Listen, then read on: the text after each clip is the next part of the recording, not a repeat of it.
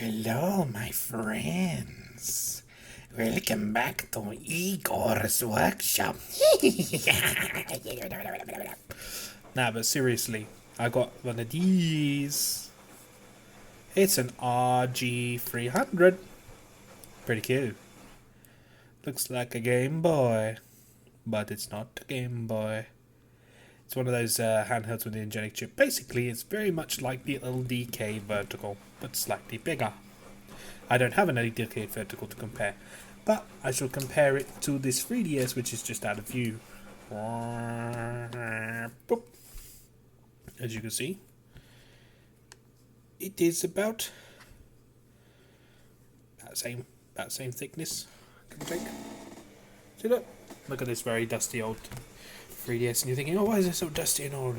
Because the battery is dead in it, and I had to take the battery out. But never mind. It's pretty good. This is pretty good too. Yeah, so what I like about this one, look, shoulder buttons on a Game Boy style handheld. You know, it's got sort of similar performance, like emulation wise, to a Raspberry Pi Zero. Not quite as good, as you will see, but nice. Clicky, clicky, clicky buttons. And then the battery is actually very easy to remove as well. You can just do that, and then you pull it out, and then there's a micro SD card in there. But I have mine taped rather humorously, as you will see. Or I can just do. See, survives the flip test, and I was pulling it out the wrong part, which is over here. If I can get to it with one hand, that may be a no.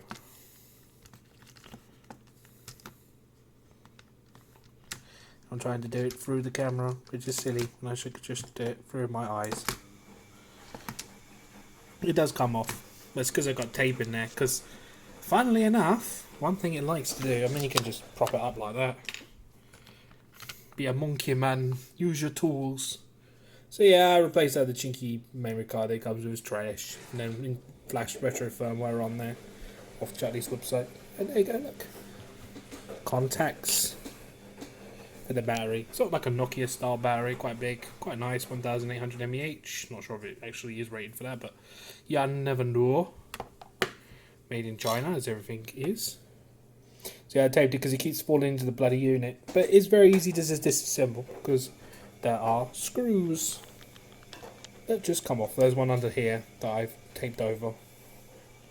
But yes, you have to be careful because this thing likes to fly out sometimes when you do that. Anyway, pop that back in. Because it has two micro SDs. One's for the firmware on it, so it runs. Don't have that, it won't run. You have to flash on and expand the partition and all that business. And then the other one is here in the side, see? Nice. And then there's your flippy switch. You've got your volume, which is off or loud, pretty much. And you got USB Type-C charging cable port, which is nice. Headphone jack, it's alright. No, not bad. And then this button's for controlling your brightness. Ooh, retro firmware. I like it. It's retro. And then button here that does things like a function button-ish.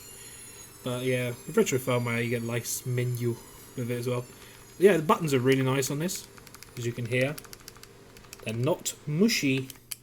They're quite rigid. They're not too squeaky, at least on my unit. And then you got these ones. These are clicky ones. Ooh, I don't want to do that. Oh, and now it's glitching out because I've just been mashing loads of buttons.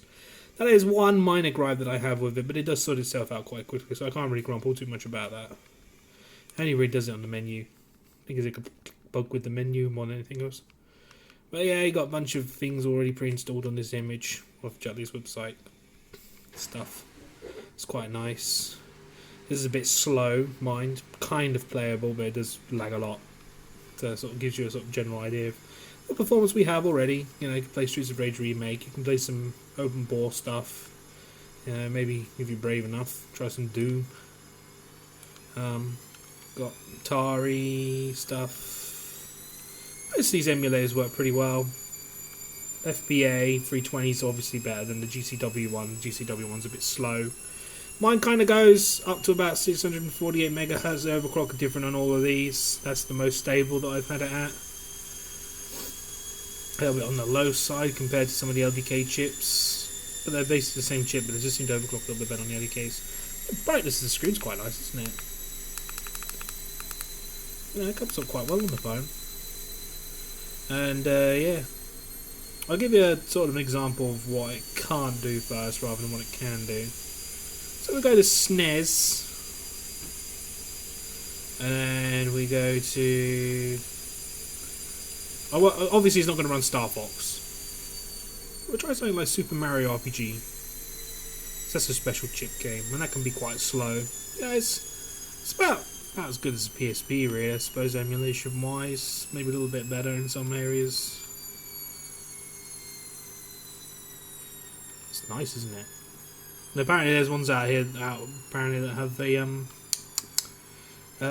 IPS panel. This isn't an IPS panel, I don't believe. It's very nice though. You can use it outside, just about. You can see the bit. So you just put frame skip to 1.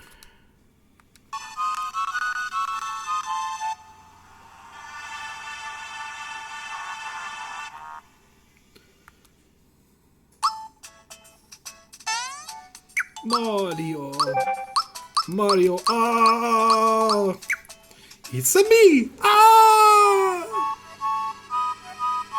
Let's go! Wahoo! Mamma mia!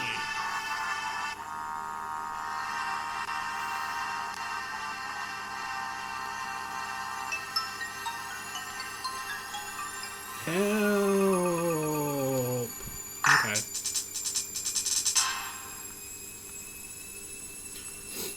I mean, I could put the frame rate down, but you're gonna know because there's frame skip on.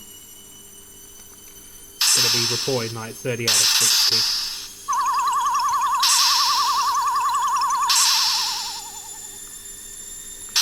I mean, it's not bad. I mean, most of the SNES stuff you're probably gonna need a frame skip 1 for, like heavier things. Like Donkey Kong Country, it kind of needs it. This is about 50 odd without it. It's quite smooth still. SNES is quite forgiving usually with frame skip 1. Frame skip 2 definitely not.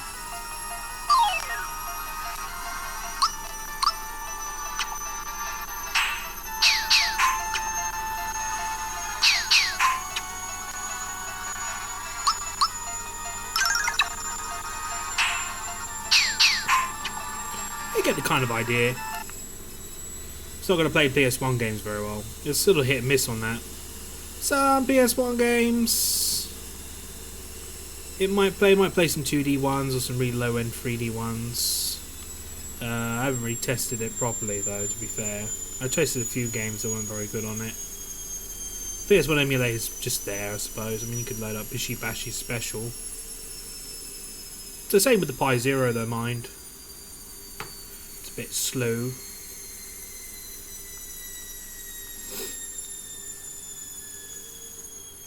I mean, this cost me 50 quid, well, $50.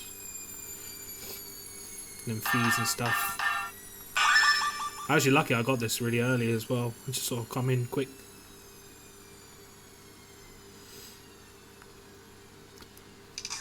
I like this game. Whoops. I have to Bishi Bashi alone. I have to Bishi Bashi myself. Because I have no friend. Okay. Me find mistake. Choose one. Okay. Meh.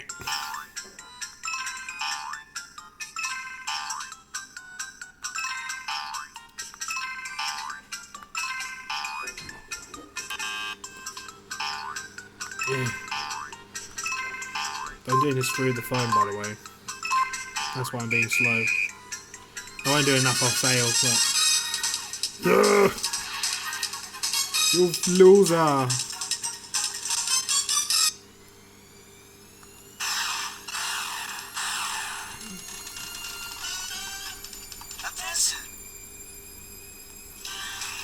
Okay.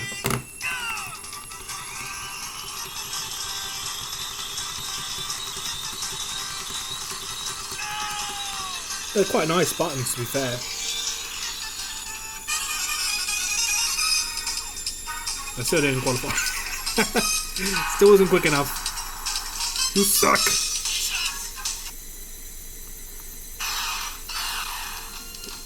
Mini Car Wars.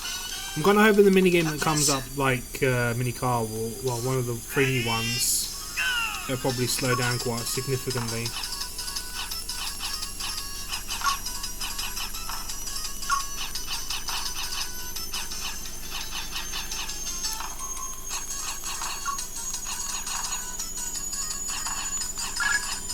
Ah.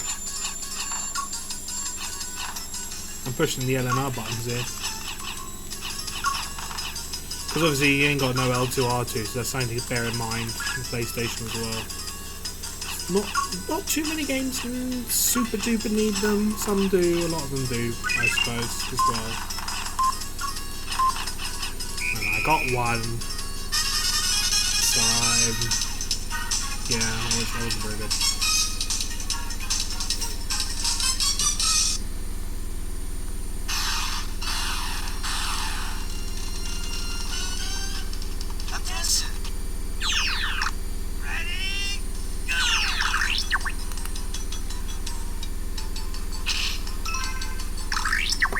Just do.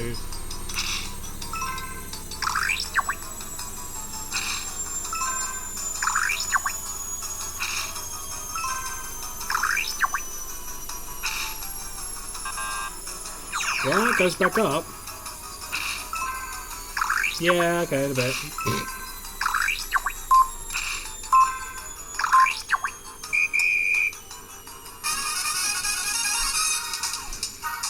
Yay, I did one. So, you know, viewing angles aren't too horrible. They're not the best. They're not horrible at the same time, to be honest.